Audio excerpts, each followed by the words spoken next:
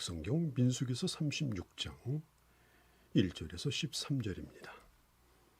저는 그동안 여러분들과 함께 민수기서를 81번에 걸쳐서 나눴고, 그리고 오늘은 그 마지막 시간입니다. 므낫세 지파에 속한 슬로보앗이라고 하는 사람의 5딸이 모세에게 나왔습니다. 그들이 모세에게 나온 이유는 아버지 슬로보앗이 아들이 없이 5딸만 남기고 죽었는데, 그는 고라의 자손처럼 죄를 범해서 죽은 것이 아니라 그냥 자연사를 한 겁니다.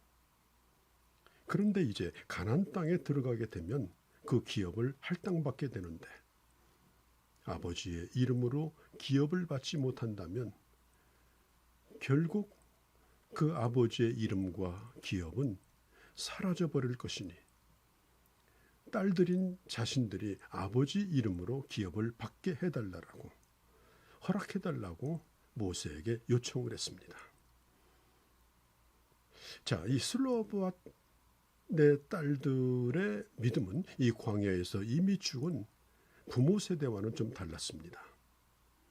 부모 세대는 하나님의 약속하신 가나안 기업보다는 당장 자기들 눈앞에 있는 만나의 맛이 어떻다, 고기가 먹고 싶다, 음료가 어떻다, 이런 걸 중요시 여겼습니다.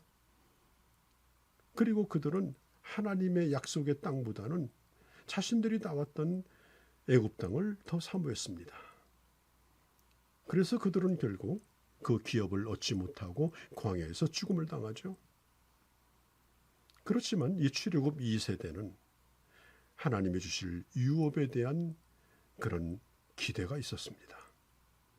슬로보앗의 딸들은 탐욕 때문에 자기들의 재산권을 주장한 것이 아닙니다.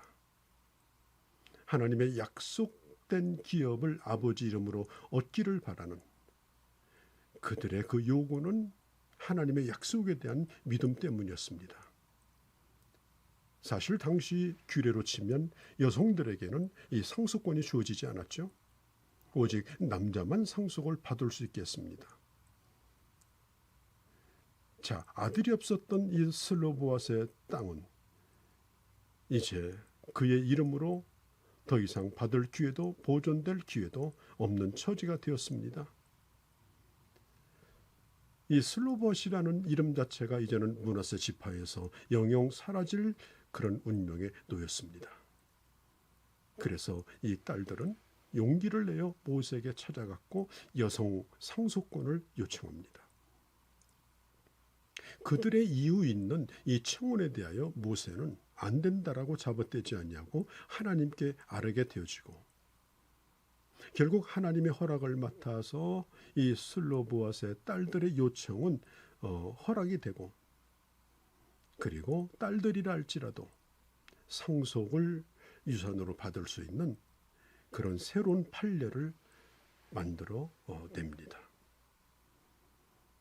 자, 1절에서 4절에 보면 기업을 받은 딸들이 그러면 다른 지파로 시집갔을 때, 그러면 그 기업, 아버지의 기업으로 받은 그 기업은 누구 것이 되는가? 다른 지파로 넘어가는 것이 아닌가? 이 므낫세 지파의 장로들이 모세에게 이런 공개 질문을 던집니다. 그러니까 이 슬로보앗의 딸들이 아버지의 유산을 물려받을 수 있는 규례가 정비되었지만, 그러나 생길 수 있는 문제가 있다는 겁니다. 그 딸들이 그 재산을 받아가지고 다른 지파의 남자를 만나서 가게 된다면 그 땅은 누구 것이 되느냐라고 하는 것입니다. 자, 슬로보앗의 딸들이 다른 지파 출신 남자와 결혼했을 경우에는 그것은 므낫세 지파의 땅에 속해 있던 이 슬로보앗의 유산이 다른 지파로 넘어가기 때문에 이런 경우에는 어떻게 하느냐. 그래서 모세가 5절에 이 문제를 가지고 하나님 앞에 또 물어봅니다.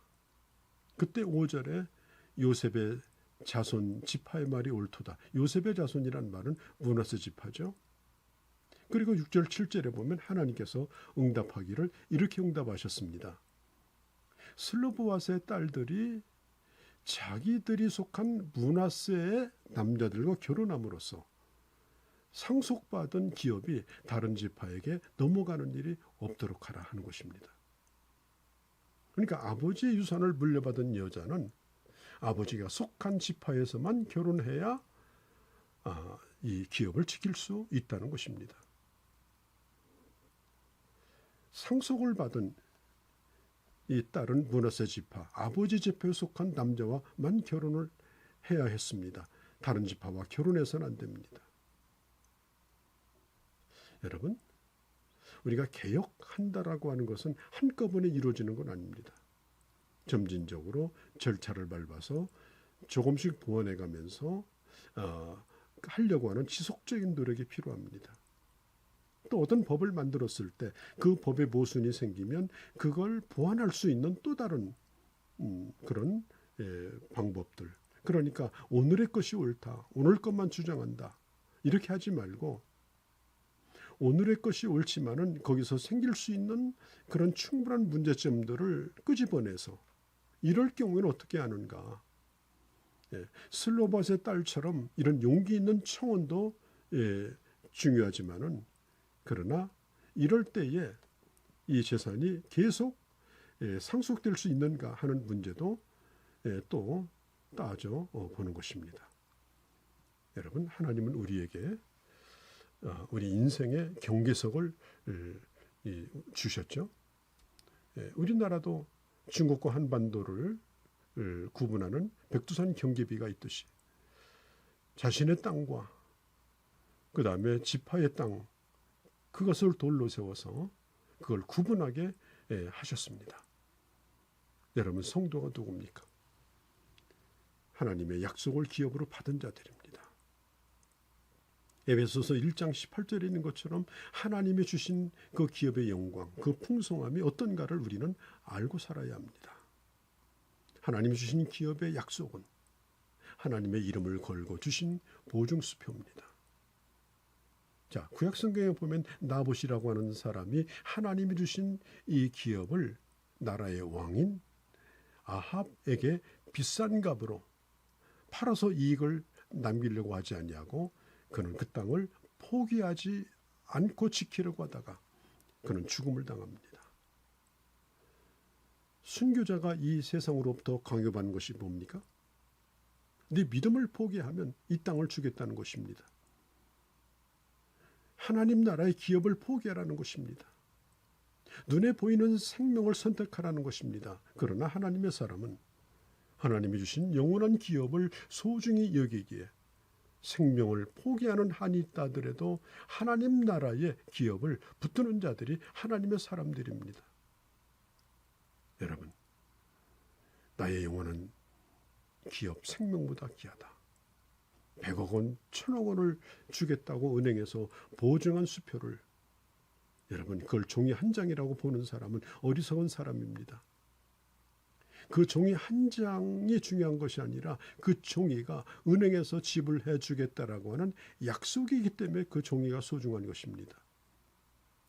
소중한 것을 소중한 것으로 알고 지키려고 하는 자에게 하나님은 그 기업을 주시는 것입니다. 어떤 형제는 신앙생활을 잘 하다가 불신자를 만나서 내가 그를 꼭 전도해야 되겠다, 그런 마음으로 결혼을 하지만 그러나 결국은 믿음의 가문을 이어가는 것도 실패하고 결국 자기 믿음을 지키는 것도 실패하는 그런 불행한 경우도 보게 되어집니다.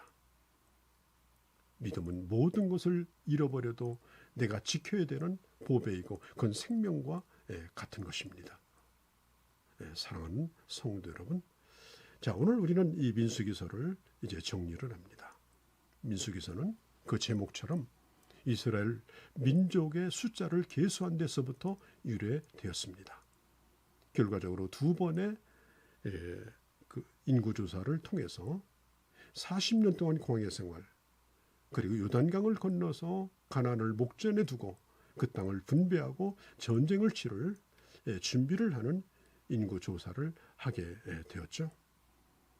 오늘 성경은 말합니다. 그 기업이 그 아비의 가족 지파에 여전히 있더라. 이것이 민수기의 결론입니다. 오늘 내게 주신 내 이름이 하나님 나라의 생명책에 그 숫자에 들어가 있음에 감사하고, 또 세상이 나를 알아주지 않는다 할지라도 하나님이 내게 주신 것이 얼마나 소중한 것인가 하는 것을 스스로가 깨닫고, 그리고 그것을 누리고 그 축복이 끊이지 아니하고 이어져가는 우리의 삶이요 또 우리의 가족이요 가문이 되어지기를 주의 이름으로 간절히 축복합니다.